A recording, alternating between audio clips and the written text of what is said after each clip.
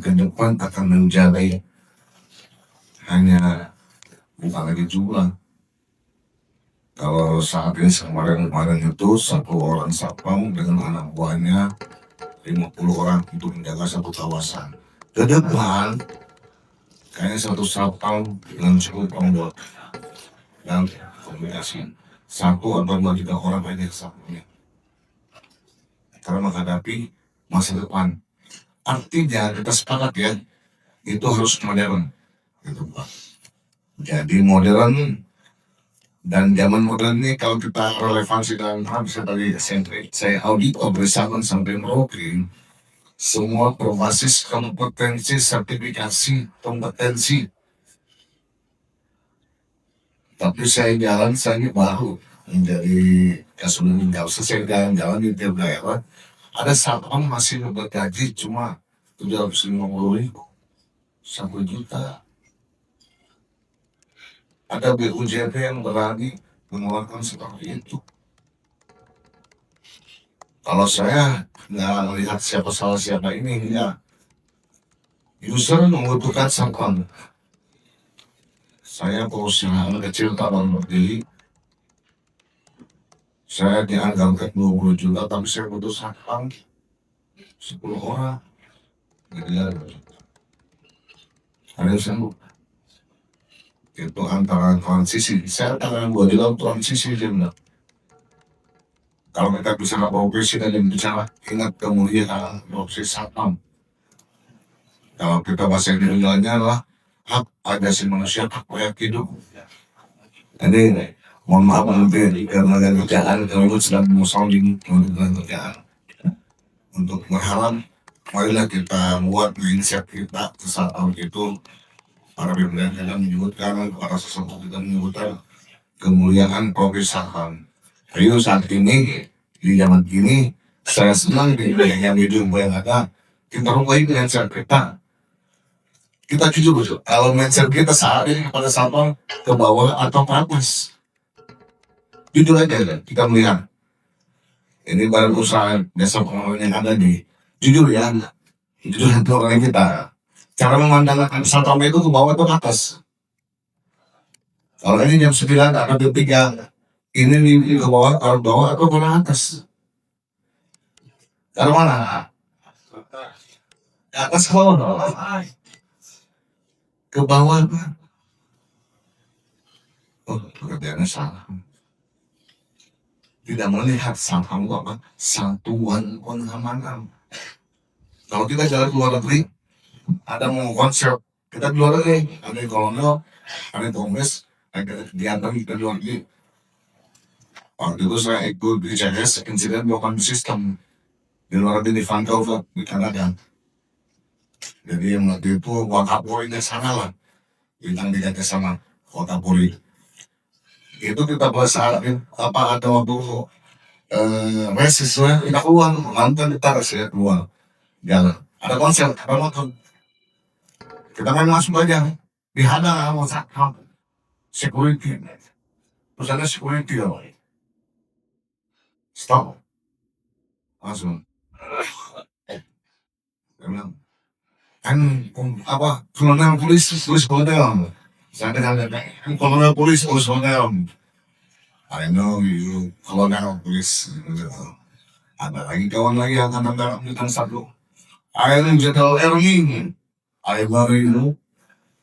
General Ernie. Tetapi bahas. Gini loh. Datanglah teman yang orang sana punya polisi sana. Bro, nggak sini. Bro, jalan pun kita kesini. Nih, kasih apa namanya tanda. Yuk, nggak usah ngomong aja langsung aja. Itu pas saya lagi keamanan itu langsung oke, please.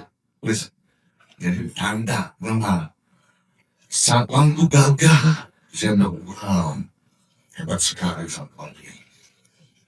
Itu jadi luar biasa saya. Kalau di sini saya kolonel, kalau saya kolonel, saya kolonel polisi, profesor. Boleh. mengapa jebol orang itu masuk hanya karena saya ngomongnya apalagi merupakannya toreknya bos kayak gini lah seperti itu semua. Ini jelas sedikit Pak ya, mohon maaf mendengar sedikit. Satu persepsikan kita akan saat ini ke depan merubah mindset kita ke depan. Setuju yang ada di Jatim BUJP ini? Setuju nggak Pak? Setuju nggak Pak? Harus setuju Pak. Memuliakan profesi satpam. Bapak tidak sadar di Keputusan nomor 4 tahun 2020 tentang satpam, ya kan Pak? Yang saat ini kita patokan leadership dasar hukumnya polisinya saat ini loh. Itu ada TNI Polri. Coba kita didukung oleh orang-orang terpilih. Kita sepakatkan TNI Polri adalah orang-orang pilihan Gusti Allah. Mau nggak mau begitu. Nah mereka purnawirawan tetap masuk supaya apa? Terangkat masyarakat kita seperti ini.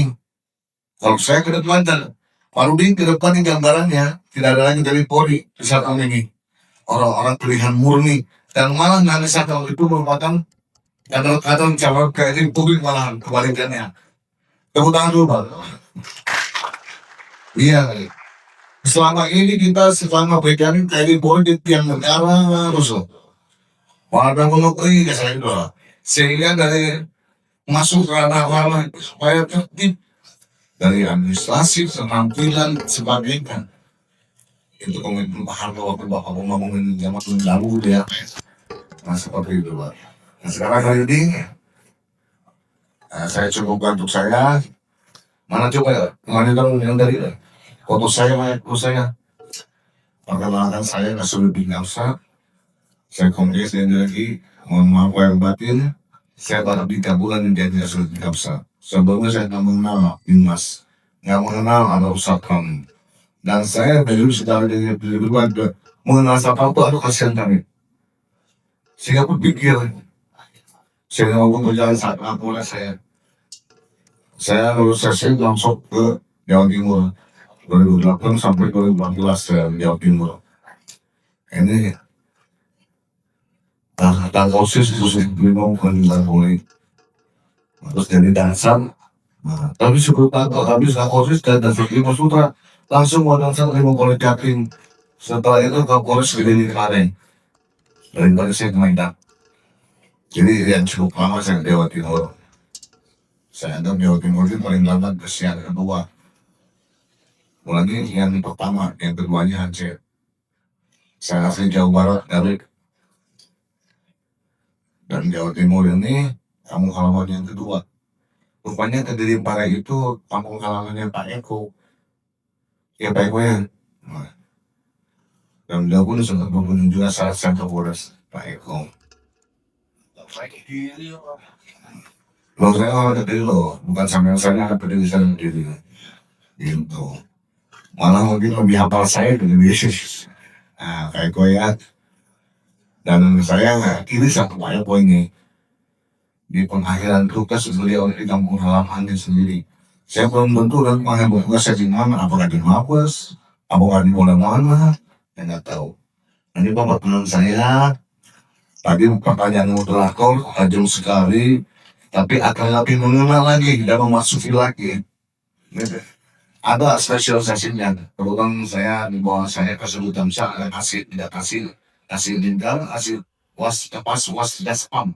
Fasilitas pengawasan dasar namanya yang satunya adalah LKO yang dari BKPN. Ini ada di BKPN ini ada tahun 2019 di kajian terpadu kalau dulu kan di Mabes langsung tempat kita lancar terus Pak. Sekarang terus begini ke BKPN. Begitu Pak ya. Untuk bersenjata saya panggil saja ya Pak kasih luas gaspam, agak mungkin makin yang tadi yang Pak Kapolri kasih nama Pak Mukim. Ini ada satu cinta. Tadi pertanyaan moderator tinggi banget bahasanya di dalam. Makanya saya pikir ada saya yang lebih tinggi dan moderator di bawah lagi saya tentu.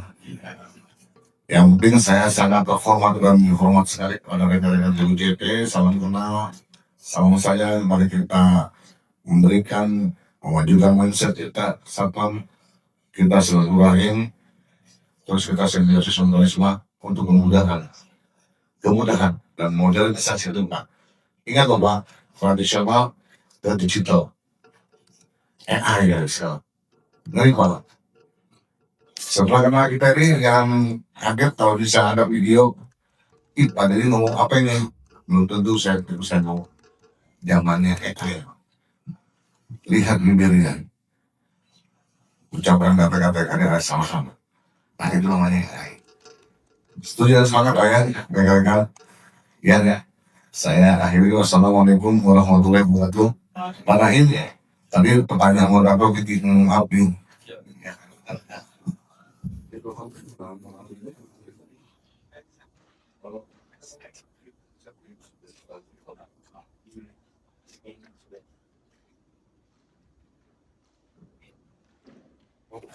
Hai, terima kasih Bang Deddy. Ya. Izin. Baik. Kita lanjutkan, Ray. Tadi sesuai dengan arahan terakhir dari kesimpulan dari Pak Kakak, bicara keamanan yang kuat adalah fondasi pertumbuhan ekonomi yang baik berkelanjutan. Kembali ke pertanyaan saya. Dengan adanya PUI 28 2025 itu mau jelas mempermudah pengurusan perizinan, terutama di SIU. Nah, bila dia berarti terlalu mudah agak sulit juga dibicarakan. Tapi bagaimana dalam ini dari sisi regulasi? Kemudahan tersebut tidak justru menurunkan standar kualitas yang sudah ada saat ini, tapi memperbaiki. Ini menjadi anak-anak orang ke depan. Mungkin bisa dijelaskan, karena kita tadi arahannya jelas, keamanan yang kuat adalah fondasi pertumbuhan ekonomi, manajemen risiko, sistem operasi berbasis teknologi, SDM profesional, dan pembinaan SDM. Fokusnya SDM. Nah, bagaimana Polri memastikan integrasi dalam sistem tetap berjalan baik dan seimbang. Baik, terima kasih. Bismillahirrahmanirrahim. Assalamualaikum warahmatullahi wabarakatuh. Bapak Ibu sekalian yang saya hormati, saya dan menyebutkan satu persatu karena waktu kita juga sangat sedikit. Izin saya atau Mimpin Najim bisa saya kebetulan contoh di BKPM perwakilan Polri.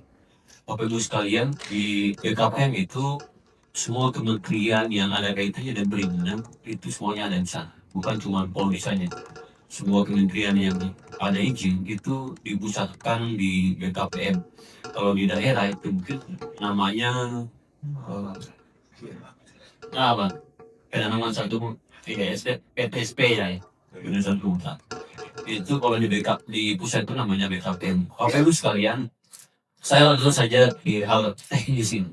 Jadi kalau bicara kalau saya yang diberikan materi ke kami itu ada tiga hal, tapi kalau dua hal yang saya lihat itu terlalu terpaksa, saya terlalu elitis, terlalu tinggi. Saya mau yang teknis saja, karena yang Bapak Ibu sekalian perlu hari ini adalah teknis, karena kaitannya dengan pemutahiran. Ya kan, Bapak Ibu sekalian hadapi hari ini adalah pemutahiran. Bapak Ibu sekalian, PP 28 2025 itu merubah segalanya. Kenapa saya sampaikan seperti itu? Karena di PP 28 itu hal yang sangat mendasar adalah kaitannya dengan perizinan. SIO yang selama ini kalau SIO baru surat izin operasional baru diperpanjang setiap 1 tahun, dan kemudian setelah itu 2 tahun sekali diperpanjang, maka hari ini dengan adanya PP 28 itu pasal 5 huruf 10 itu sangat menegaskan bahwa dalam hal perizinan pelaku usaha selama melakukan kegiatan itu sudah tidak ada lagi perpanjangan. Jadi seumur hidup, bahasa sederhananya seperti itu. Jadi sekali buat izin itu berlaku selama pelaku usaha melakukan kegiatan usaha. Jadi sudah tidak ada lagi perpanjangan. Eh, Lalu kemudian dari PP 28 itu turunan PP itu ada Permen 5 2025 itu di sana menjelaskan detail pasal 395 itu menjelaskan kaitannya dengan kewenangan dalam hal pelaksanaan kemutahiran itu dilakukan oleh OSS. Jadi Bapak Ibu di BKPM itu ada aplikasi namanya OSS. Kalau di kami di Polri itu namanya POS-P2 Bima Second Light System. Antara dua aplikasi ini saling berintegrasi. Jadi ketika sudah Bapak Ibu sekalian sudah melakukan perizinan, mengurus izin dan upload dokumen di OSS, maka secara otomatis dokumen itu terkirim ke POS-P2. Lalu kemudian kami melakukan verifikasi itu Mabes. Secara jelas di sana menerangkan bahwa memang kegiatan pemutahiran walaupun ini kegiatan Polri ya, mengeluarkan izin operasional kan Polri. Tapi kenapa kok di aplikasi OSS, di aplikasi POS ini kan jadi pertanyaan. Tapi memang itu sudah menjadi aturan di Parlemen karena pemutahiran itu bukan dilakukan cuma Polri saja. Semua kementerian yang mengeluarkan izin itu semuanya untuk PP 200 itu bukan cuma Polri saja, izinnya berlaku selamanya di kementerian apapun itu. Jadi di sana kenapa SIO itu dilakukan validasi atau diperbaharui di OSS karena itu permennya sudah mengatur seperti itu. Oke baik. Teknisnya seperti apa Bapak Ibu? Ini kalau saya nanti di alur kemajuan pemutahiran. Bapak Ibu sekalian, ketika pemutahiran ini dilakukan mulai itu pada bulan April. Jadi 19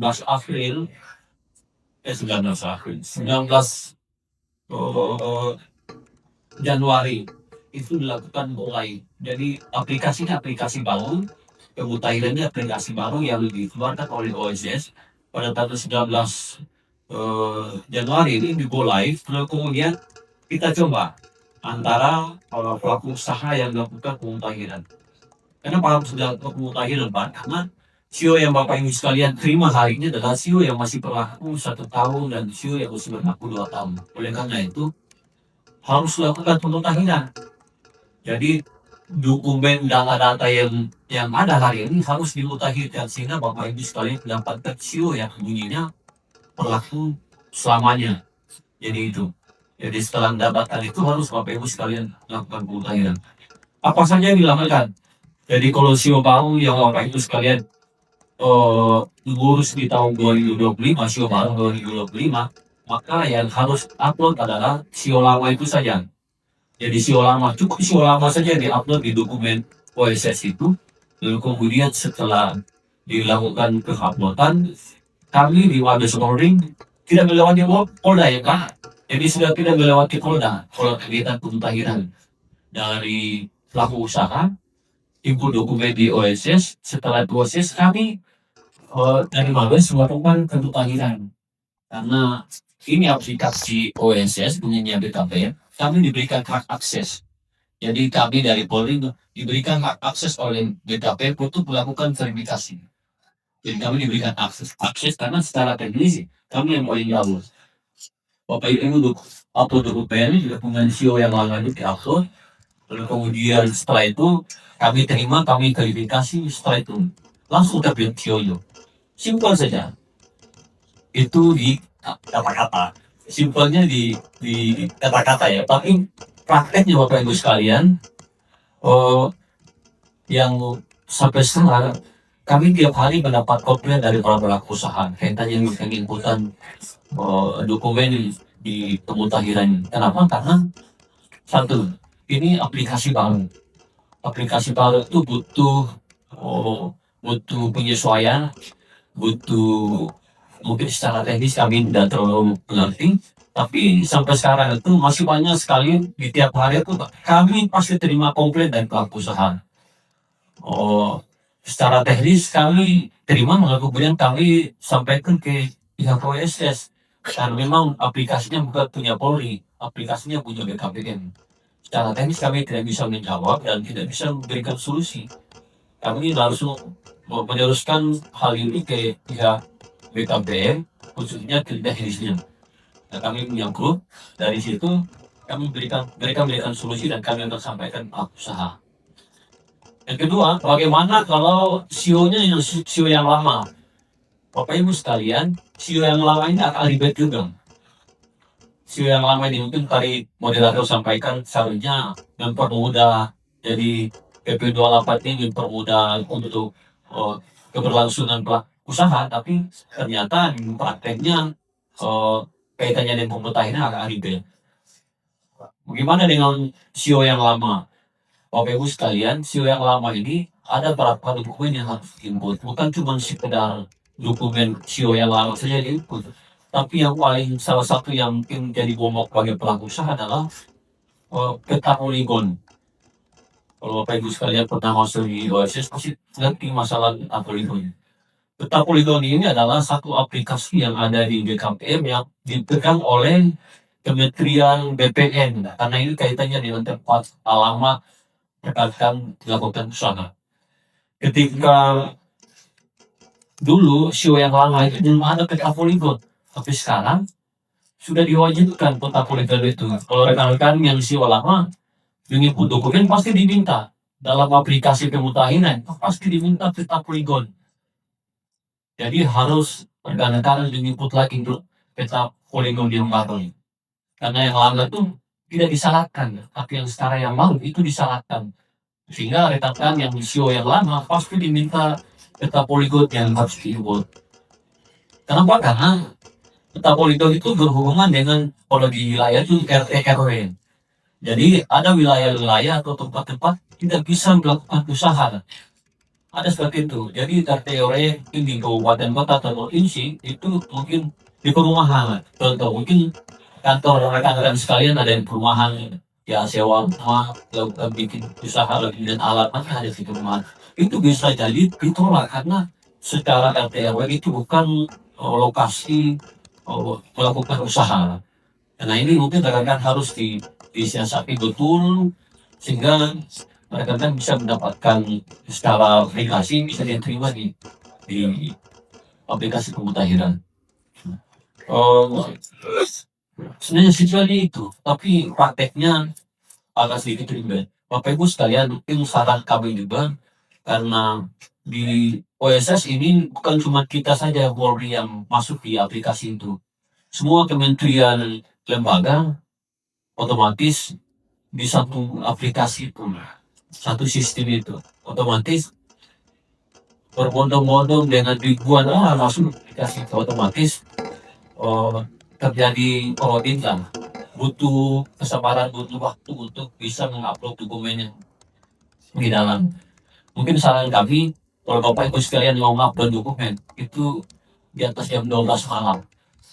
Ya butuh effort untuk bisa. Karena kalau saya yakin kalau Bapak Ibu sekalian di jam 7 sampai jam 3 nggak mau kita gitu. Agak sangat susah. Sekarang itu nggak pernah coba juga. Kalau Bapak Ibu sekalian coba mungkin dicoba. Tapi kalau jam 12 setelah muslim mungkin sudah setelah salat coba di dokumennya itu agak cepat. Karena aplikasi ini semua orang menuju ke aplikasi ini, sehingga kredit lah untuk menjemput dokumen ini.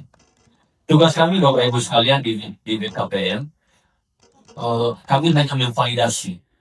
Jadi prosesnya lewat proses kami. Jadi jari saya ini atau Pak moderator ini sakti.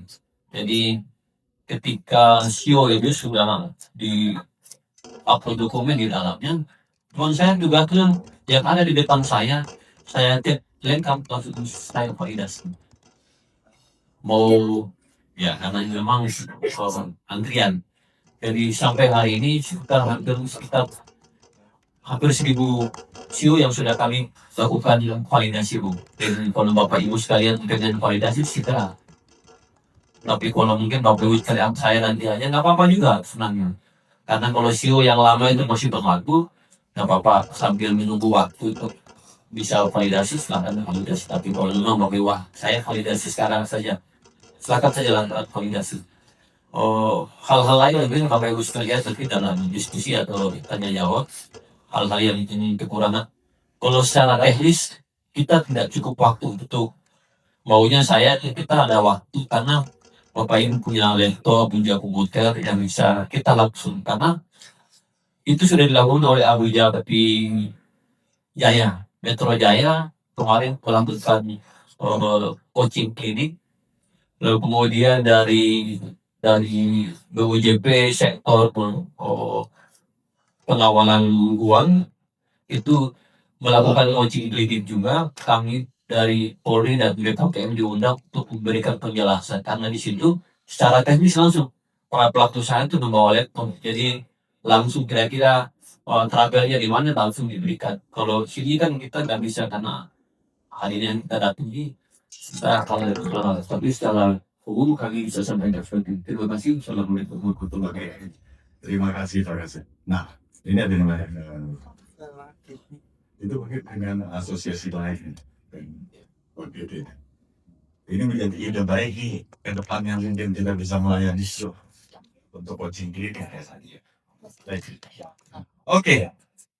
Tadi terkait regulasi memang sudah mempercepat tapi masih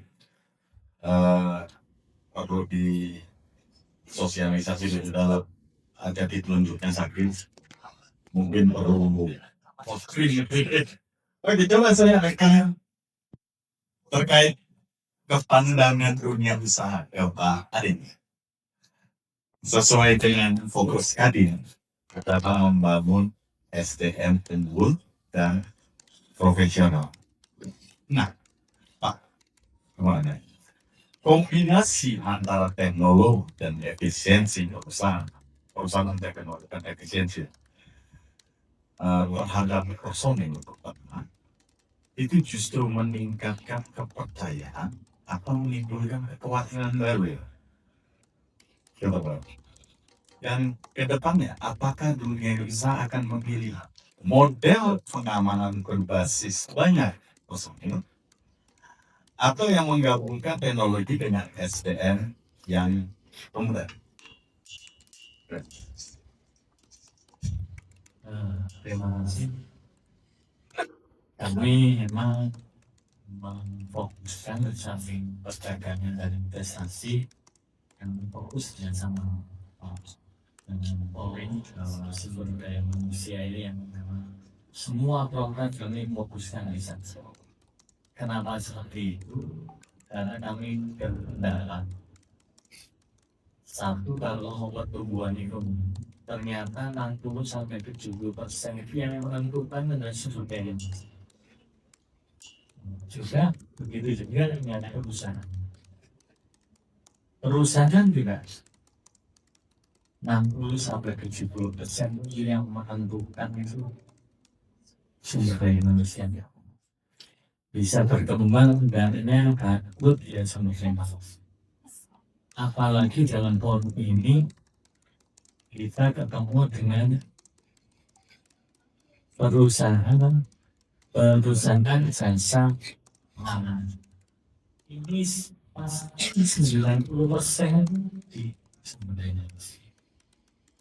Ini sudah pasti. Saya coba tadi mendengarkan teman-teman dan tadi banyak diskusi. Emang harus kita berubah dan juga ada persaingan juga ya, persaingan. Itu memang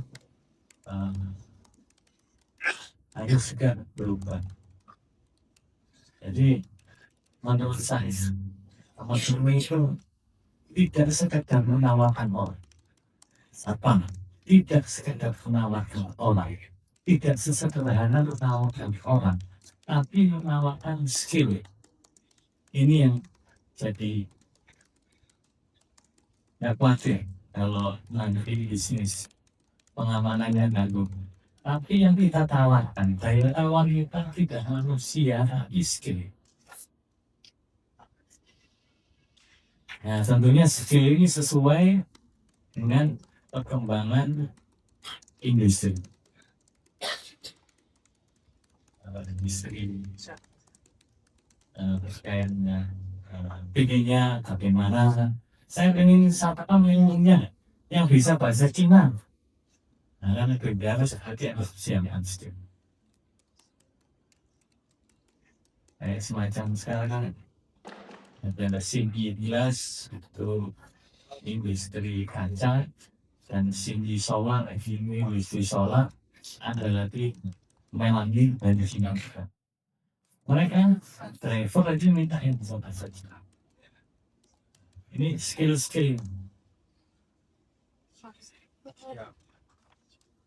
Tadi juga disebutkan persaing yang pengguna ini ada dua. Ya mohon maaf. Ini adalah persaingan antara poncong. Ada yang alahan nggak ada yang Jadi saya sependapat memuliakan satpam. Kita bisa namakan satpamnya, satpam lengkap dengan skillnya. Sehingga jangan mau kita latihan ini. Dan industri juga mestinya terus gak mau ikut aku pengen satpam mesti ahli ini tawarkan karena ini juga daya saing. Satpam ini sekarang kan tidak hanya sekedar menjaga keamanan tapi seperti hospitality front office-nya di hotel. Nah ini juga stream.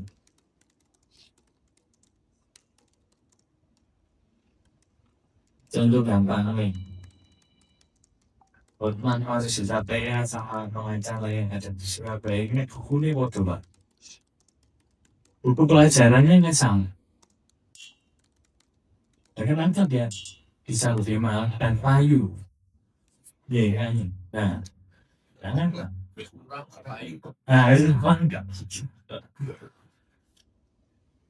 Gitu kira-kira yang harus teman-teman tantangannya ke depan. Ya lo bergaya sih gitu. Saya ini lagi saya ini sedang saat saya skillnya seperti ini.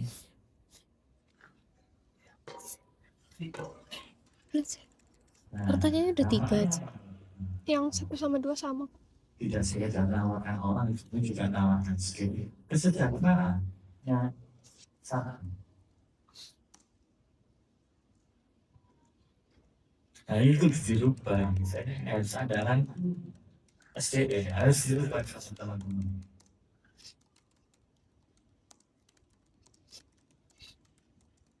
Pendekatannya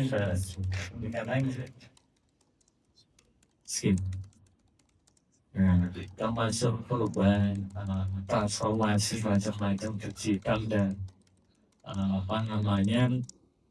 hilirisasi hijau itu juga harus diikuti sama teman-teman pengguna jasa.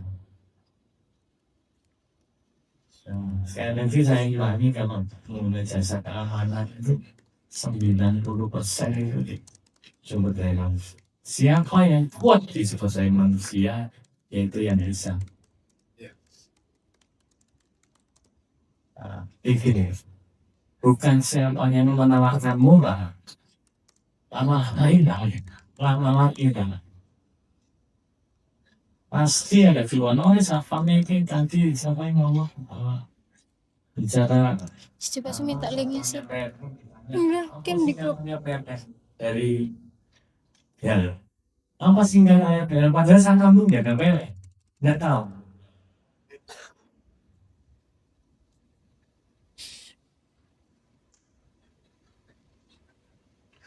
Ya, macam-macam itu termasuk mungkin teman-teman sudah lakukan K3 masalah ada kebakaran bagaimana ini ada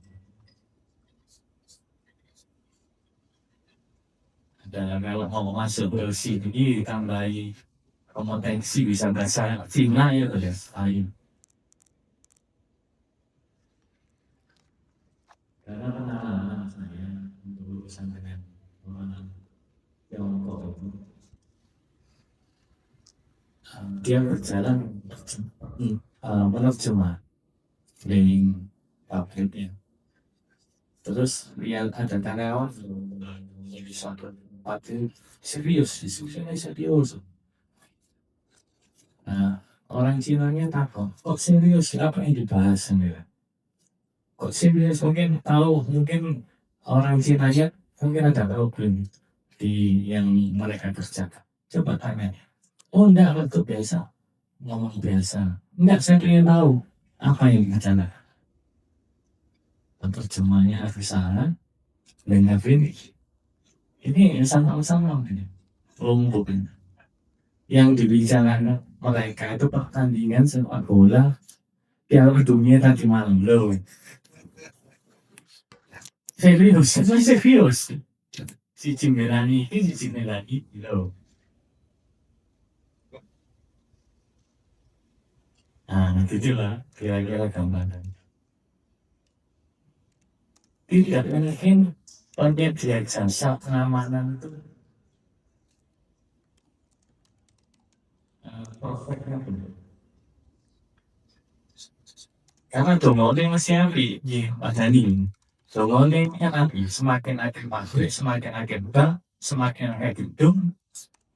Kan dongone api. Kan nonton dalam dia semua. Asal dilengkapi. Nah, sekali lagi saya tekankan bahwa jangan hanya menawarkan orang. Yang lebih kita tawarkan tonjolkan adalah skill. Jadi nggak diri juga. Nah, ini juga ngomongnya teman-teman Freeport kayak dengan siapa nggak butuh sih ngacung orang kok ini beres. Nah, kenapa di swasta ini dia mereka harga murah? Ya untuk kontrol mereka nawarin murah ini nggak ada. Kira-kira langsung juga ada yang masaknya. Nah, kalau harga murah ini tidak memuliakan bagaimana channel. Saya kira itu loh, fokusnya kita nanti ke depan itu skill ini jadi daya tarik, bukan orang, tapi lebih di skill itu usaha apa meningkat. Terima kasih. Assalamualaikum warahmatullahi wabarakatuh. Sesuai dengan butuhnya tentunya skill itu bicara SDM unggul dan berarti selama skill terjaga maka sebenarnya persaingan harga menjadi bukan nomor satu, menjadi nomor sekian. Oke. Tadi juga menyentuh ke masalah kesejahteraan, sejahtera. Kami yang disumbang menjadi kesejahteraan. Saya, betul. Wah, kalau bisa dibukakan jalan seperti itu mungkin menjadi peluang bagi teman-teman untuk bisa memilih keluar ya Kak. Ke situ. Oh, bidangnya ketua berubah.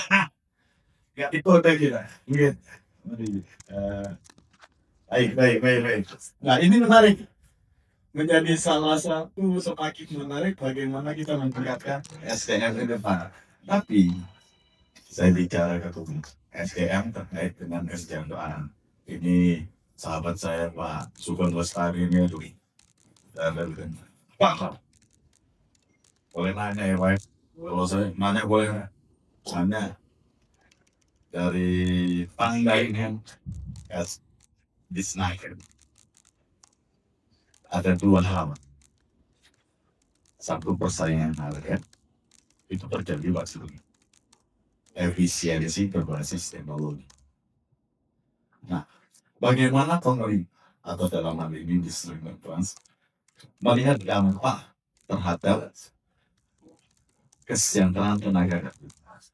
Apakah ada potensi pergeseran struktur tenaga kerja di sektor ini ke depan. Ya, bicaranya dia fokus dan pada praktiknya masih banyak sekali underway di bawah UMK berarti dan bahasanya dia ini underpaid. Nah, itu bagaimana kita menyikapi kan ini harus win-win solution, bukan masalah sekedar penegakan. Mau nggak, Bang? Baik, terima kasih Bang Mutri, terima kasih Bapak-Ibu semuanya. Izin kami sampaikan permohonan maaf Pak Kadis, Ibu Firang, Pak Kadis, ada objeksi dan ada teman sudah mau menyambut negeri. Jadi beliau menegaskan saya untuk menyampaikan beliau yang terjadi seperti ini. Oke, baik. Kalau saya bilang maaf, kalau saya ngomong terkait pekerja security atau kesehatan itu saya senang sekali Mas. Kenapa? Ini berbeda kalau kami konteksnya Alidaya, berbeda dengan Alidaya yang pada umumnya. Pekerja security itu mohon izin Bapak-Ibu yang kompeten. Satu. Yang kedua, insya Allah jauh lebih sejahtera daripada pekerja di lain. Nih.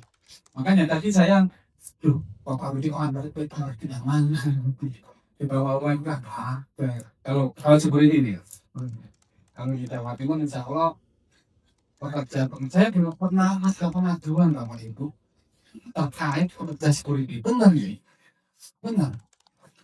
Saya sudah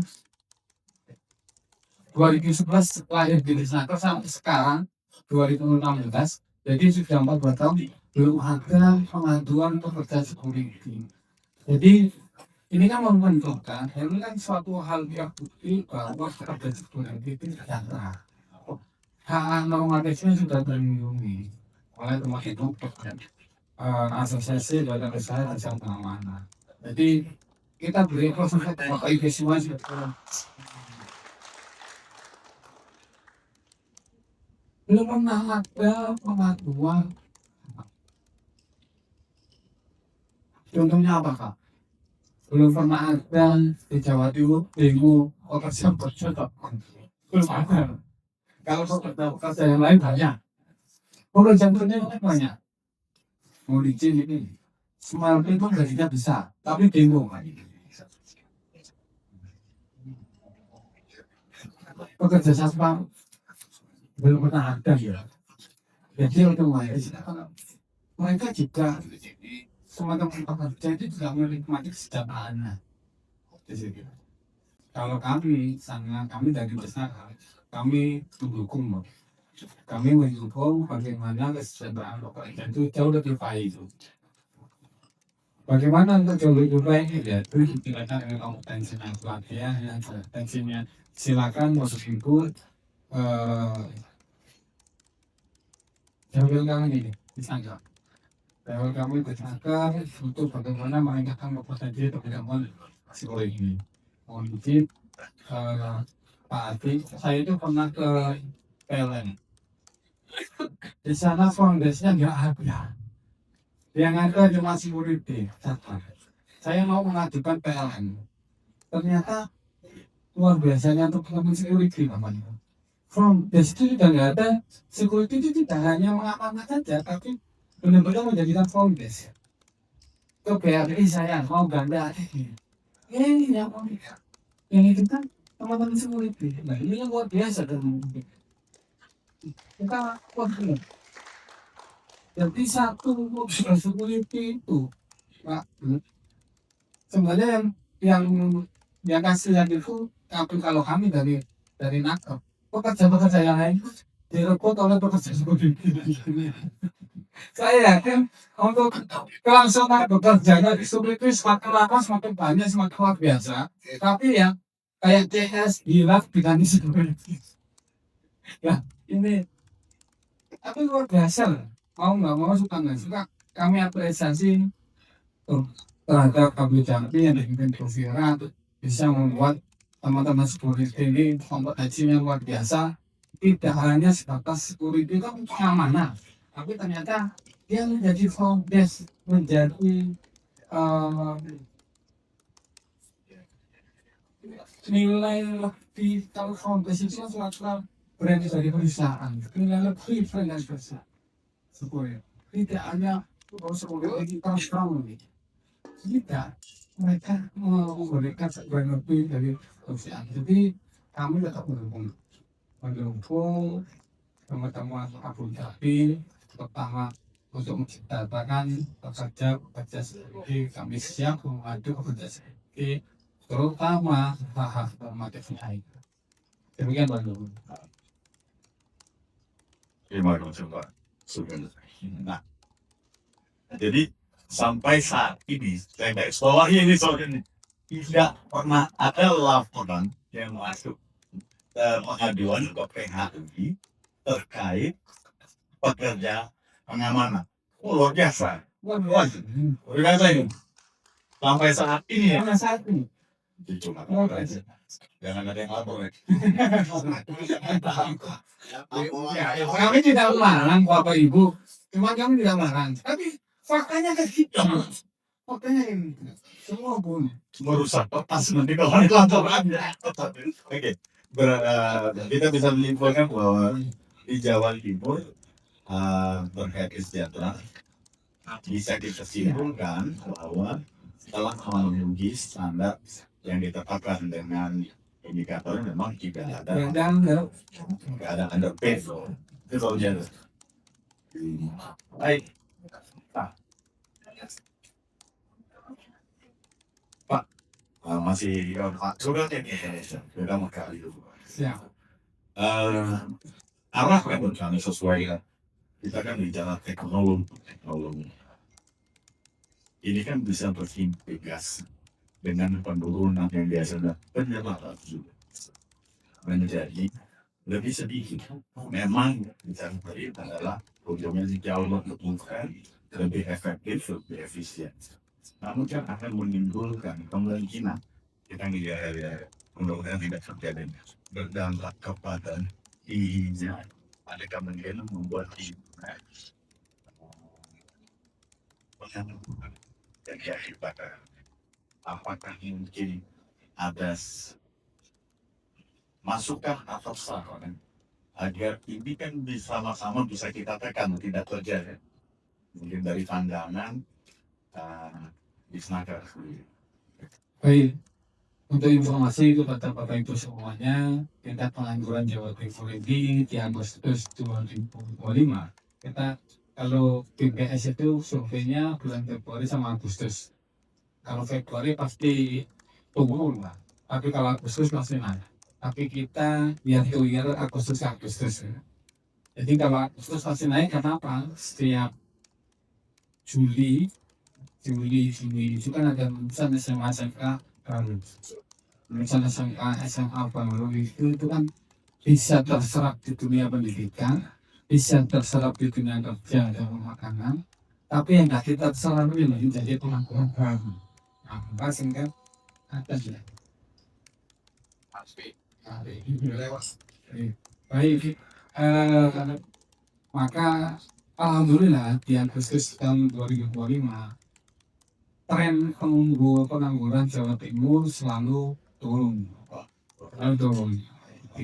Ini bukan kami pemerintah saja, tapi berkat Kadin, Abu Dhabi, semuanya, kepolisian juga, semuanya benar-benar bersinergi berkolaborasi bagaimana pengangguran ini bisa turun di Jawa Timur. Tadi kalau 8% 980 ribuan jiwa. Itu orang semua ya. Terkait bagaimana efek adanya teknologi, saya yakin dong, kalau kita nggak mau security, kalau security saya yakin tidak efek terlalu banyak. Karena apa? Justru yang pekerja-pekerja yang lain itu yang kena yang front desk itu karena security sekarang ini kayak perluasan kompetensi ya Mbak ya. Perluasan kompetensi nggak hanya satpam ini nggak hanya pengamanan tapi benar-benar menjadi front desk, bisa benar-benar menjadi layanan ke depan, layanan dari depan yang menerima konsumen dari asuhan. Hotel ini dah sekulitnya nggak betul, mulai itu mobil dan security semuanya luar biasa. Justru kalau yang bukan profesi security itu yang harus mencari pola dan mekanisme yang lain bagaimana untuk mengurangi pengangguran itu. Insya Allah Pak, alhamdulillah kami dibantu kantin banyak pengusaha-pengusaha yang di Jawa Timur yang optimis. Walaupun kami ini saya berkali-kali saya di awal akhir setelah itu Pak, setelah Ramadan, setelah itu bahannya wartawan ke ruangan saya tanya terkait PHK masal. Lalu PHK masal di Jawa Timur bagaimana? Statementnya Pak Ketua KSPP PHK masal dari Pak Sulu, enggak ada PHK masal di mana PHK masal. Alhamdulillah teman-teman pengusaha itu sahabat masyarakat kerja berkolaborasi dan sinergi yang baik. Mereka paham kok, mereka sudah melalui cobaan-cobaan yang paling berat dalam hidup ini, cobaan adalah COVID, dan tetap bertahan, tetap survive. Kok hanya perang, tetap bertahan, tetap survive. Apakah ada efisiensi? Ya, ada efisiensi. Tapi efisiensi terkait batas tidak, masih dihindari oleh usaha, tapi dihindari oleh karyawan. Apa efisiensi yang bisa dilakukan? Mungkin fraud, kerugian usaha. Hal-hal yang efisiensi ini batas kayak kita, tapi yang fraud itu yang kerugian yang ini kan mengurangi kerugian itu juga sama juga dengan menambah pemasukan ya. Iya. Biar saya sekarang itu memang yang bisa mengamalkan, maka justru itu Pak, kata-kata tidak bisa lain profesi yang tidak bisa digantikan. Sebegitu pentingnya profesi itu tidak boleh Pak. Sebegitu pentingnya profesi ini, suatu hal yang krusial ini, sehingga hari lebaran saja masuk. Maka kayaknya kalau terkait kontinuitas security masih sangat, kalau menurut saya sangat prospek. Iya, doanya baik Pak. Doanya teman-teman Budapi luar biasa baik. Semoga perusahaan di Jawa Timur banyak, sehingga sebetulnya banyak. Nggak perlu DS, perlunya satu. Kalau menurut saya sebetulnya maksudnya habis Pak, sangat bagus. Justru kalau yang kondisi lain ini yang apalagi nanti informasi dari kantin tidak hanya dalam negeri, tapi luar negeri ngomong kita. Kami ini mengirimkan renter tulas ke Korea Samsung. Tidak mau terus apa namanya perawat itu dari kita punya itu mungkin kita nanti kita bisa kolaborasi sama Nakon untuk mengirimkan security ke negara lain. Yang penting apa? Yang penting kan ada gawe, yang penting kan apa namanya pengasuran. Ya, kalau kami kuliah punya kursus profesional baik, begini loh Pak. Ya, berarti memang profesi penamaan ini serba bisa ya? Iya, Atau segala bisa ya? faktanya kayak gini, luar biasa. Kompetensinya luar biasa Pak. Luar biasa memang. Oke, baik. Terima kasih Pak Sugeng. Saya coba ke Pak Yuliawan Calian. Yuliaswan. Indra. Indonesian Continuity and Resilience Association.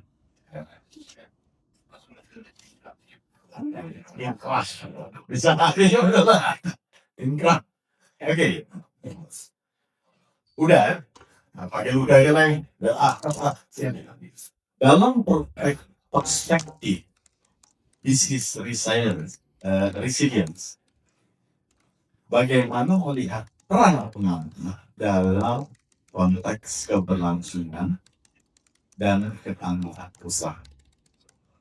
Apakah pengganti personil atau sebagai peran personil? Ini bicara teknologi kan, dan nanti posisi pengamanan di dalam keberlangsungan usaha itu dan ketangguhannya itu di mana? Yang kedua, apakah efisiensi jumlah personnya dan bukan struktur yang didorong oleh grup berpotensi meningkatkan ketangguhan atau menciptakan risiko risiko. Baik, terima kasih. Assalamualaikum warahmatullahi wabarakatuh. Selamat sore, saya sebenarnya semua konsul dan sini Ibu Ketua Bapak Jati Bisa kita ingin berusaha dari Bimas dan Polri Pusat maupun dari Polda. Jadi di sini sebelum masuk ke pertanyaan tadi, dijelaskan dulu apa sih relevansi dari Inkra itu di sini ya. Inkra pakai nggak ada halnya. Jadi apa relevansi Inkra hadir di forum ini? Bahwa Inkra itu adalah asosiasi profesi. Kami adalah gabungan orang-orang profesional di bidang business continuity dan business discipline. Di sana termasuk business continuity management, termasuk risk management, termasuk tata kelola baik, termasuk juga pengelolaan kepatuhan atau compliance, serta yang terakhir ada sustainability atau ESG. Jadi kita lingkup profesinya orang-orang yang terpraktik atau bekerja.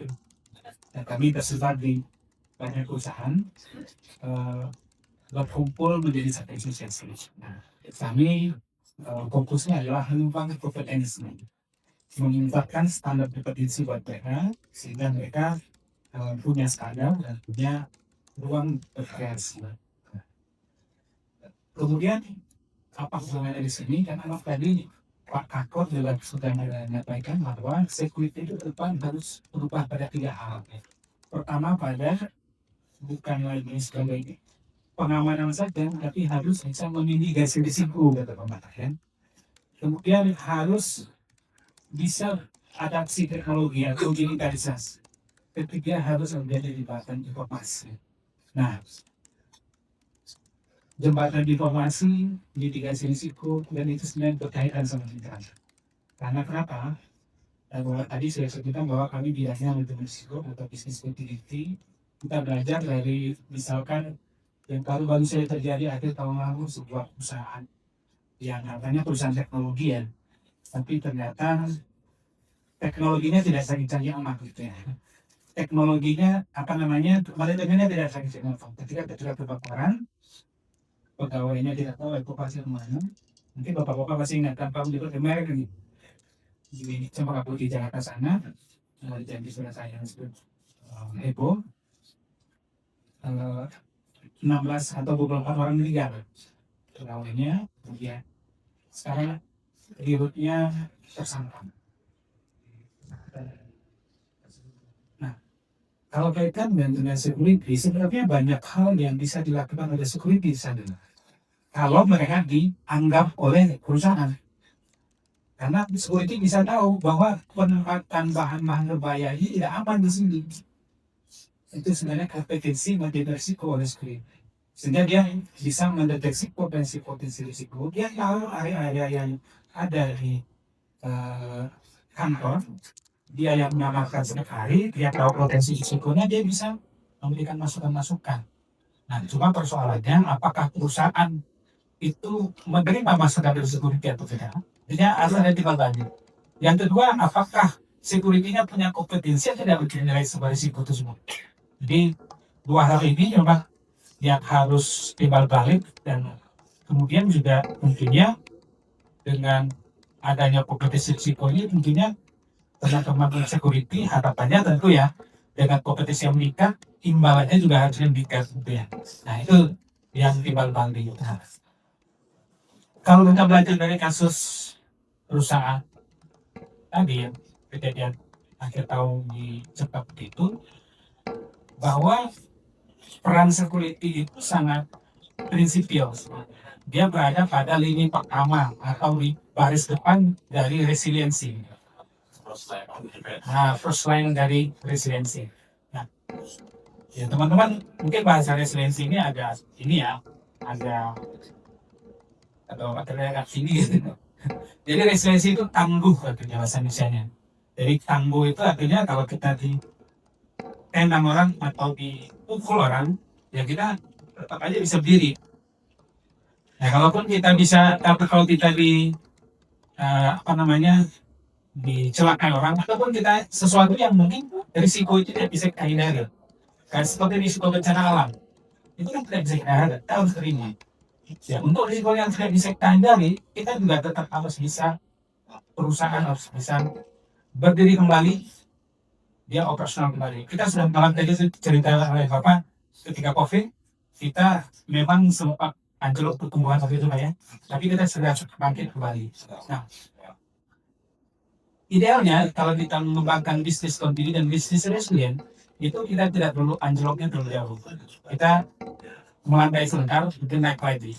Gitu. Jadi ini yang kita perjuangkan di Inkra, untuk supaya kita bersama-sama dari sisi profesi kami siapkan orang-orangnya, kemudian dari sisi dunia usaha juga kita advokasi untuk memperhatikan bahwa membangun ketahanan organisasi atau membangun ketangguhan organisasi tadi itu berkontribusi bagi pertumbuhan ekonomi, menjaga ekonomi. Walaupun ancamannya banyak, salah satu ancaman yang rutin di kita adalah bencana alam. Tapi ancaman saat ini bukan hanya itu, ada ancaman geopolitik yang secara tidak langsung tidak berdampak sama kita, tapi secara langsung ada dampak tekanan ekonomi. Tekanan ekonomi menghasilkan, maksudnya harga bahan bakar dunia yang meningkat menghasilkan tekanan ekonomi bagi pemerintah karena subsidi. Bukan hanya pemerintah, tapi beberapa badan usaha sudah menyatakan tidak sanggup untuk memenuhi produksinya. Salah satunya Chandra Asri. Saya nggak tahu Chandra Asri ada di sini atau tidak ya? Ada ya? Oh, nggak ada di sini, mungkin di Banten kayaknya pabriknya. Nah, itu karena memang bahan bakunya naik tinggi, ini bisa berfungsi juga bagi PHK kan dunia. Nah, kalau mereka memang mengembangkan resiliensi, mengembangkan ketahanan, ketangguhan tadi, dia nggak sampai goyang karena ada perubahan harga bahan dunia. Nah, itu dalam konsep besar. Nah, terkait dengan kontribusi pengamanan ini, sebenarnya sudah sejalan dengan yang disampaikan oleh Pak Kakor tadi, bahwa ke depan tantangan security adalah bukan hanya sekedar mengamankan aset saja, tapi juga sebagai bagian terintegrasi dari bagaimana membangun perusahaan yang berkelanjutan, perusahaan yang sustain, perusahaan yang tangguh menghadapi segala sesuatu, dan security ada pada barisan depan dia. Karena dia yang mendeteksi risiko-risiko yang berpotensi mencelakakan dari perusahaan. Nah, artinya di sana kami mendorong juga dari pengusaha untuk memperhatikan bahwa kita jangan melihat mereka hanya dari sisi bagaimana mereka siap ketika situasi normal, ya pasti kan yang pertama kalau kita security kan pasti siap kan laporannya. Tapi juga harus mereka siap dalam situasi krisis. Mereka juga harus punya kompetensi dalam situasi krisis. Jadi ketika terjadi kebakaran, mereka harus tahu bagaimana mengelola orang itu berkumpul di assembly point misalnya, atau bagaimana mengevakuasi orang yang tidak boleh lewat jalur tangga misalnya. Itu kompetensi yang harus kita improvement dari sisi security kita, karena mereka yang paling depan, mereka sehari-hari yang tahu sekali. Nah, bagi ya kami bersedia kolaborasi itu kan kami di level pusat itu kita sudah bekerja sama dengan agensi, mungkin sama dengan Abu Dhabi ya, untuk mengembangkan kompetensi security. Kita mengembangkan kurikulum untuk security ini juga ada pengalaman yang sudah lengkap dengan kompetensi BCN, bisnis continuity management. Jadi teman-teman yang jadi iklan oleh atensi saat ini sudah disikapi dengan bagaimana cara menghadapi situasi bencana, sehingga mereka punya kompetisi tinggi. Dan ini juga nilai tambah yang bisa dipertimbangkan oleh perusahaan dengan harga yang relatif lebih bersaing gitu, dengan kompetensi yang berbeda. Mungkin itu Pak. Ini menarik. Kamu siapa? Nah, bicara posisi BDJ, Badan Usaha Jasa sebagai penyedia tenaga pengaman, apa yang harus dilakukan agar bisa menuju kepada sebagai risk partner atau mitra keamanan. Kita kan bicara Sapam adalah produk dari BDJ. Apa yang harus dilakukan oleh Badan Usaha Jasa Pengamanan sendiri untuk menuju ke sana? Baik, untuk badan usaha yang kebetulan kita kan sudah tergabung di asosiasi, yaitu satu kekuatan lebih sebenarnya. Dengan asosiasi kita bisa melakukan kerjaan bersama dengan lebih efisien. Nah, salah satu misalnya dengan standarisasi kompetensi. Yang kedua, bagaimana peran badan usaha untuk kontribusinya bagi perusahaan tadi ya. Tentunya dengan mengefisienkan tadi Pak. Dan sekarang perlu didukung juga dengan digitalisasi, sejalan juga dengan lapor tadi bahwa security itu ya kalau sekarang harus mengisi daftar hadir manual gitu ya. Depan checkpoint-checkpointnya itu bisa baik di sistem informasi aja sebenarnya. Efisien termasuk GPS mereka berada di mana, mereka sudah patroli mana saja. Nah itu bagian yang mengefisienkan dari sisi proses pengamanan di pengguna jasa, sehingga dengan demikian mungkin ya dari satu sisi bisa menghemat jumlah security, tapi di sisi lain dapat meningkatkan perannya. Tapi saya cenderung mengatakan bahwa kita itu sebenarnya tidak pernah adanya teknologi itu tidak pernah mengeliminasi manusia sebenarnya, karena kita akan muncul kebutuhan baru. Walaupun tadi misalnya kita bicara bahwa dengan penggunaan teknologi akan mengurangi jumlah tenaga, tapi dia tidak berada di situ. Kita akan membutuhkan dengan ada yang tahu, kita akan membutuhkan orang dengan keahlian lain. Kita akan membutuhkan orang dengan keahlian lain. Jadi jangan ragu bahwa kita di Badan Usaha Jasa Pengamanan itu mengembangkan terobosan-terobosan teknologi untuk membantu mengefisienkan proses, sehingga itu pengguna jasa melihat bahwa ini lebih efisien, lebih menarik dengan kompetensi lebih. Tapi jangan asumsikan bahwa itu akan mengurangi lapangan kerjanya, tidak.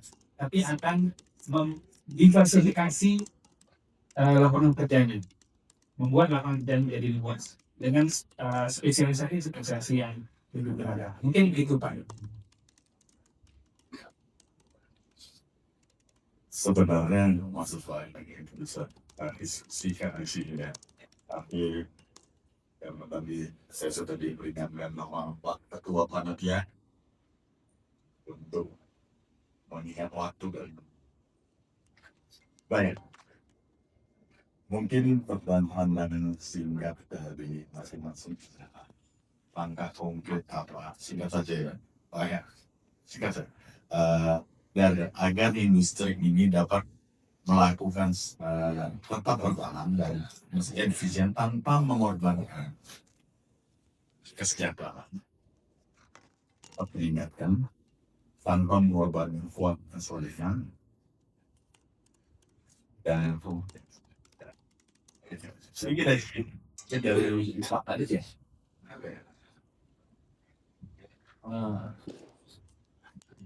Perlu di upskilling atau ditambah skill-skill yang kembangannya kebutuhan industri seperti skill-skill yang memang butuhkan oleh industri. Nah, supaya tahu kebutuhannya industri apa terhadap tenaga pengadaan di industrinya, ya harus komunikasi. Nah, sehingga kita harus siapkan skema. Mestinya kita siapkan skema sesuai dengan kebutuhan industri. Komunikasi antar lembaga bisa dengan ahli, jadi temannya apa begitu. Terus mencoba jemput bola.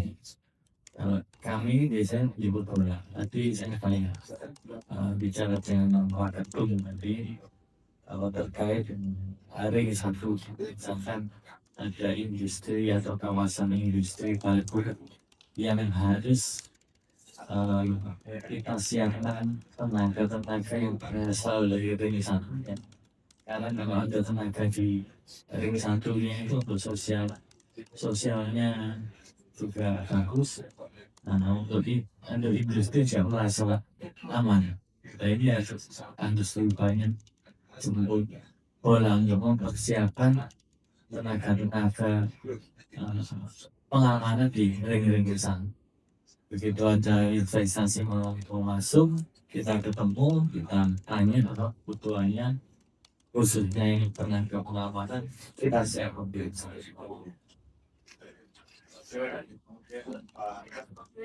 Terima kasih. Jadi saya kebetulan sebelum sini dipanggil Pak Kakor untuk diskusi kaitannya dengan satu hal yang sangat penting, artinya kembali lagi kaitan dengan regulasi. Jadi tadi Bang Boy sampaikan Pak Kakor, kemudian aku sampaikan ke saya. Kebetulan Bapak Ibu sekalian, kami sekarang ini lagi lakukan harmonisasi perpol. Turunan dari PP 28 itu kementerian sudah melakukan harmonisasi dan terbitlah Permen nomor 5 2025. Sekarang tugasnya kami di kepolisian ya, menjawabkan perintah dari PP 28 itu ke dalam sebuah konsep aturan yang kritis itu kami atur. Tadi ada satu ide yang sangat menarik yang disampaikan oleh Abu Boy dari pemuda pusat kaitan dengan kemampuan atau pengembangan sumber daya manusia dari sisi pengiriman satpam kita ke luar negeri. Ini menarik karena kenapa dari kesehatan bisa mengirimkan ke luar negeri tanpa kita satpam tidak mengeluarkan satpam ke luar negeri. Artinya bahwa Bapak Ibu sekalian sebagai orang yang berkecimpung di dunia usaha ini, Bapak Ibu sekarang sudah harus mulai memikirkan bagaimana pengembangan sumber daya manusia ketika satpam kita di luar negeri. Tentunya bukan satpam yang biasa saja, tapi pengembangan sumber daya manusia itu sehingga kita ngirim di satpam pun yang betul-betul yang kualifikasi yang diinginkan oleh orang luar negeri, yang sampai yang kita kirim ya satpam yang sama saja yang dalam negeri ini, itu kan menjadi beban buat kita. Oleh karena itu dari sisi regulasi kami setelah ini juga buat kajian tanggung jawab kajian tentunya, karena memang selama ini sudah kata dari Bang Boy dari Abu Jami itu sudah disampaikan, tapi apakah kenapa sampai selama ini bertahan terus, apa penyebabnya? Kami ini bisa mencoba kenapa menggali cerita lama yang pernah disampaikan itu kira-kira apa penyebabnya sehingga masukan ini dia mentok dalam tataran ide saja, tidak bisa dijawabkan dalam bentuk produk aturan atau portfolio itu. Satu lagi Pak dari Kemenagri, jadi apakah dalam bentuk bisa kita buat dalam bentuk MOU dengan Kemenagri, tapi dari Mabes pasti otomatis dari kementerian ya. Sudah ada. Jadi kalau memang sudah ada kita dia menjalankan saja, berarti tinggal ada payung hukum yang kita lakukan juga ini sehingga bisa seperti itu. Saya tadi sudah seperti dapatkan cerita, saya sudah mulai WA anggota saya. Ini pekerjaan kita ya, harus kita tidak lagi sekarang, tidak lagi butuh ide-ide kreatif dari rekan saya. Kemudian mungkin kami juga melibatkan dari stakeholder yang punya kepentingan, ya tanggung jawab aksi apa semua yang kaitannya ini kami bisa libatkan dan kami bisa kita produk apa yang kami sampaikan. Karena mohon maaf saja, portfolio ini sudah sangat lama, sebenarnya sudah akan 11 tapi karena yang berbagai hal mungkin ada ide baru atau produk hal yang perlu kamu masukkan dalam di situ sehingga sampai sekarang masih dalam bentuk harmonisasi di Komando Solid. Mungkin demikian, terima kasih. Assalamualaikum. Dari ya sosial water masukkan dulu ke sini.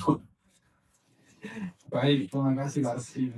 Jadi, untuk pelaksanaan usaha sebenarnya kan cuma 3. Yang pertama kepatuhan hukum, yang kedua profesionalisme, yang ketiga yang tidak kalah itu kolaborasi. Mari kita sama komitmen dari kita untuk meningkatkan kesehatan pekerja, untuk melindungi para pekerja seperti ini. Yang ini yang paling penting ini untuk memastikan usaha jasa pengamanan di Jawa Timur maju.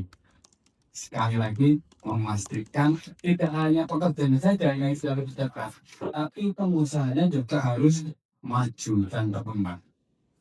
Nah, Disnaker siap hadir. Disnaker Dinas Tenaga Kerja Kabupaten Jawa Timur siap hadir. Mari kita berjalan bersama dengan Dukcapil Prof Jawa Timur untuk mewujudkan cita-cita tersebut. Demikian ya.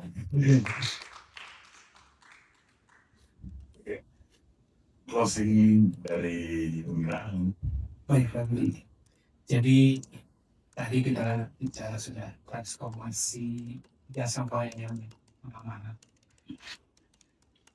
yang sebenarnya sudah terakhir dari sisi pengusahanya sudah dijelaskan untuk meningkatkan sisi dari sisi kepolisian juga sudah memberikan bagaimana harusnya ke depan dengan meningkatkan kompetensi dari sisi risiko, sisi informasi dan digitalisasi.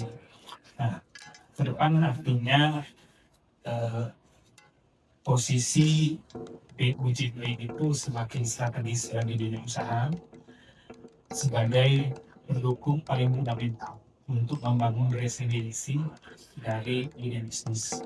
Jadi mari sama-sama kami dari Inkref siap bekerja sama dengan semua stakeholder untuk memastikan bahwa dunia jasa pengamanan ini terus berkembang, terus maju dengan tentunya seiring dengan peningkatan kesejahteraan, dengan memperbaiki dari sisi tata kelola, dari sisi sistem, dari sisi dukungan teknologi, sehingga kita semakin baik dan semakin dipercaya oleh dunia usaha.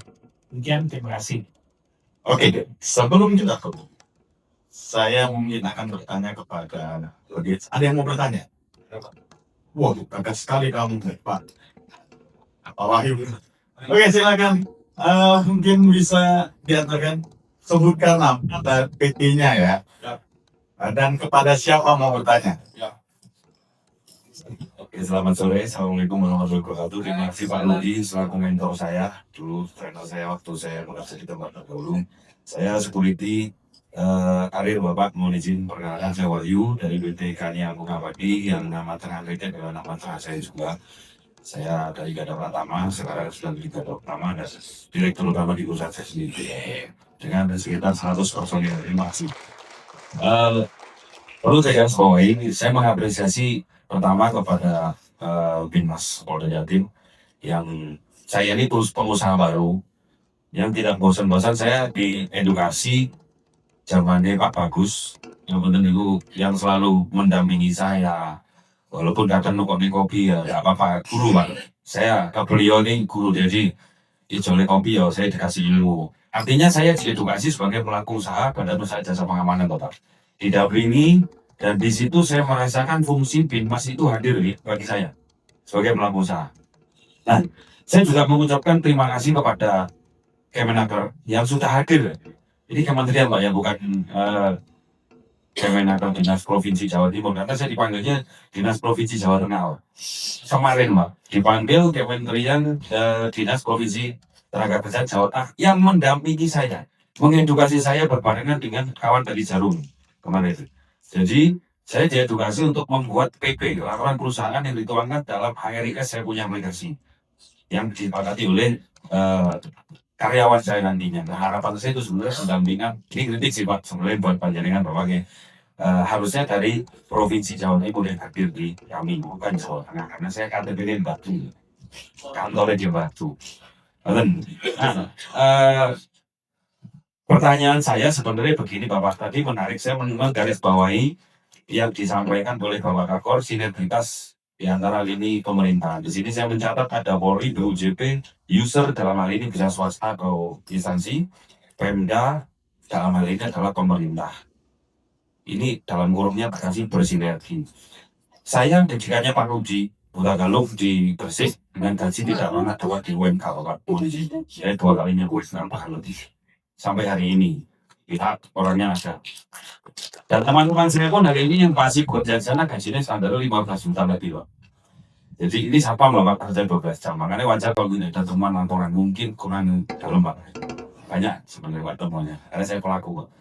Nah, yang saya pertanyakan adalah kenapa kok di sektor kan PM atau perusahaan asing yang masuk atau investor yang masuk ke negeri ini kan sudah ada klasifikasinya Pak. Ada yang high risk industry, ya kan, medium risk industry dan low risk industry. Setiap risk yang ada ini sudah membawa risiko beserta dengan biaya yang harus dikeluarkan berapa, ya kan. Nah, seperti contoh begini, saya mempelajari kenapa kok yang high risk industry. Dalam hal ini sebagai contoh adalah oil and gas kecuali Pertamina. Karena Pertamina saya sebut aja Pak karena gaji personil security nggak manusiawi untuk dengan resikonya ya. Mohon maaf kalau ada yang dari Pertamina. Nah, ini teman-teman atau saya sendiri di security di oil and gas itu diperlakukan bukan sebagai satpam malah Pak kalau saya melihat. Mereka lebih memuliakan kami. Kami disebut sebagai tenaga ahli pengamanan. I am not security officer, but I am ahli dalam pengamanan. Ini saya sangat apresiasi sekali Pak ketika bekerja di tempat saya. Nah, dari mindset itulah saya coba ubah mindset ke karyawan saya, personil saya supaya apa, bahwa apapun seragammu itu adalah hanya caranya Tuhan menurunkan rezeki, salah satunya adalah dalam bentuk rupiah. So, gak usah ini. Karena apa? Paling enak kerja di oleh Pak, karena di sana itu orang-orang sudah profesional, malu, budaya malu ditegur sekuri itu tinggi sekali. Orang bisa ditanya dengan narasumber di latih saya. Jadi kerja seperti malah nggak ada, makanya security di oil and gas badannya gemuk-gemuk. Serius. Dan di oil and gas, hanya di oil and gas yang punya double proteksi Pak. BPJS kesehatan dibayar plus insurance health itu dibayar. Ini hasil operasinya di rumah sakit Seminose dengan health insurance. Dan saya sudah dari Eni Indonesia, Sinop, pengamanan lebih dimudahkan daripada suite. terakhir di Pertamina yang paling ada Asia. Nah, ini artinya apa? Menjawab pertanyaan dari apa yang disampaikan oleh Bapak Kakor tadi bahwa segmented bisnis itu sudah dibikin Pak. Dari high risk, medium risk, low risk. Pertanyaannya sinergitas itu terjadi atau tidak antara yang ini tadi Pak. Karena penegakan hukum di lapangan itu yang saya rasakan saja yang hadir dari Binmas Pak. Dari Kemenaker, apalagi Kadin, mohon izin Bapak, saya belum mengenal panjenengan. Ngoten Pak. Jadi Binmas yang selalu mendampingi saya lah sebagai pelaku usaha, bayar pajak dan segala macamnya Pak Kodi. Malah justru dari Dinas Tenaga Kerja yang dari Provinsi Jawa Tengah yang mendampingi saya. Demikian Bapak yang perlu saya sampaikan. Terima kasih banyak atas waktu dan waktunya. Mohon maaf apabila ada salah kata dan sedikit menggelitik kok. Ya, tidak ada niat sama sekali. Wassalamualaikum warahmatullahi wabarakatuh. Selamat sore. Pak Wahyu ini ditujukan ke siapa? Ya tenaga Pemda yang biar clear biar ya itu siapa? Oke, mungkin Pak juga mau jawab dulu singkat aja. Baik. Mungkin Bapak Pak Uping. Mohon izin Bapak, kantor kami itu masih ada di sana Bapak namanya. Saya itu malah, jadi ini emang biar kami sama Bu Vera kayaknya kita harus lebih aktif tuh, sehingga anggotanya ibu itu nggak komunikasi. Sebenarnya komunikasi sama siapa tuh monggo Pak.